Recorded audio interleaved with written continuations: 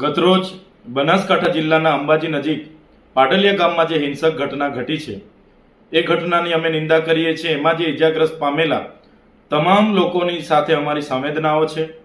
અમે પણ આ બનાવની જાણ થતાં ત્યાંના કેટલાક લોકો સાથે સંપર્ક કરીને આ સમગ્ર ઘટનાની માહિતી લેવાના પ્રયાસો કર્યા। ત્યારે અમને જે માહિતી મળી છે એ માહિતી મુજબ ગતરોજ વન વિભાગના અધિકારીઓ પોલીસ બંદોબસ્ત સાથે પાટલિયા ગામમાં પહોંચે છે અને ત્યાં વર્ષોથી રહેતા આદિવાસી પરિવારોના ઘરો તોડવાની વાત કરે છે અને એ ઘરો તોડતા અટકાવવા માટે કેટલાક આગેવાનો એમને સવાલ કરે છે કે 3 પેઢીથી અહીંયા અમે રહીએ છીએ, અહીંયા જમીન અમે ખેડાણ કરીએ છીએ અને અમારું જીવન નિર્વાહ કરીએ છીએ।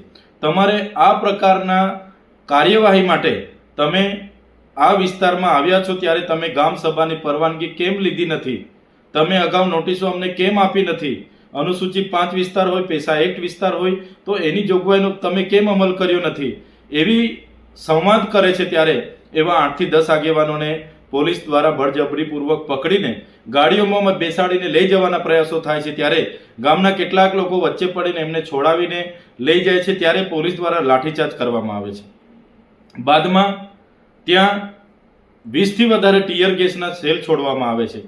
જે સેલ છોડતાની સાથે ત્યાં નાસભાગ મચી જાય છે અને નાસભાગ મચી જતા પોલીસ દ્વારા 50 થી પણ વધારે રાઉન્ડ ત્યાં ફાયરિંગ કરવામાં આવે છે અને તેમાં આદિવાસીઓના કેટલાક લોકો ઘાયલ પણ થયેલા છે।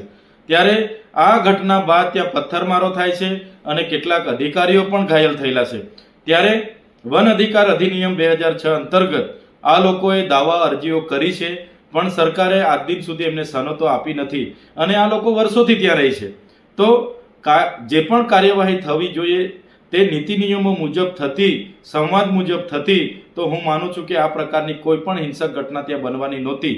પણ કોઈ રાજકીય નેતાના ઇશારે આ પ્રશાસને ત્યાં આ જમીન ખાલી કરવાના પ્રયાસો કર્યા, જેને કારણે આ ખૂબ જ મોટી હિંસક ઘટના બની ગયેલી છે। ત્યારે આ સમગ્ર ઘટનામાં પ્રશાસન દ્વારા કાયદેસરની કાર્યવાહી કરવા માટે 27 લોકોના નામજોગ એફઆઈઆર થઈ છે, 500 લોકોના અજાણ્યા લોકો સામે એફઆઈઆર થઈ છે।